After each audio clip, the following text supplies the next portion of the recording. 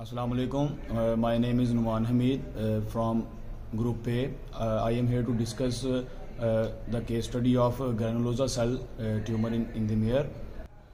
First of all, I should start from a case history of the case. A 7-year-old thoroughbred mare, 8 days after foaling her second foal, was examined for a routine reproductive check. The pregnancy and foaling had been normal during examination. Her left ovary was smaller than the right, and CL-like structures were seen on the right ovary via ultrasound. Initially, she was suspected to have completed a normal full heat. Despite multiple prostaglandin injections over several weeks to induce estrus, the mare remained in postpartum anestrus with persistent CL-like structures on the right ovary.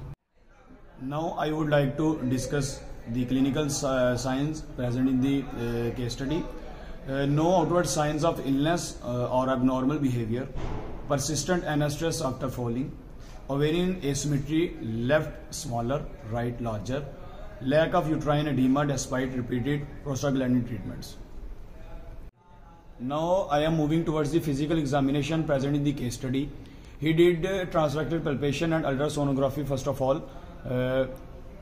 Then he demonstrated that left ovary is smaller with multiple small follicles and right ovary larger with the persistent corpus luteum-like structures as shown in the figure, and uterus toned and involuting well.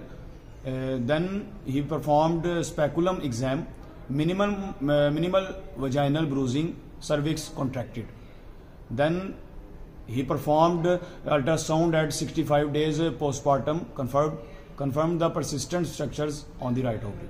Now I am moving towards the diagnostic test they performed at the UC Davis lab.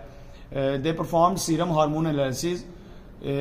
Results indicated a granulosa cell tumor, and results given in the slide as well. Then they performed histopathology of the removed ovary, confirmed a solid and cystic tumor with call axonar bodies consistent with the GCT. After physical examination and diagnostic test they performed in the lab, they diagnosed it as a case of granulosa cell tumor of the right ovary causing postpartum anestrus due to hormonal suppression of the normal ovarian activity. Now we are moving towards the treatment plan given in the case study. Standing laparoscopic right ovarectomy performed under sedation, ditomidine and butorphanol.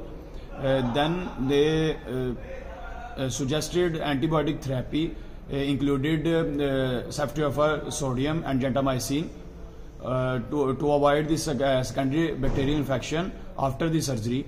Then they managed the pain with NSAID named as flunixin meglumine, and then post-surgery care, stall rest, continued antibiotics and NSAIDs for 7 days. Then after the diagnosis and treatment of the specific case in the mare causing postpartum anestrus, they concluded that the mare's prolonged postpartum anestrus was caused by an endocrinologically active granulosa cell tumor that developed during pregnancy. The tumor suppressed the contralateral ovaries function, preventing return to normal cycles.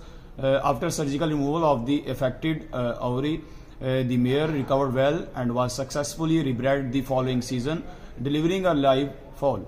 This case demonstrates the importance of considering GCT as a cause of postpartum anestrus and using hormone assays for diagnosis when mares do not show traditional tumor signs. I hope the presentation of the case study about granulosa cell tumor in the mare is very productive for all of us. Thank you.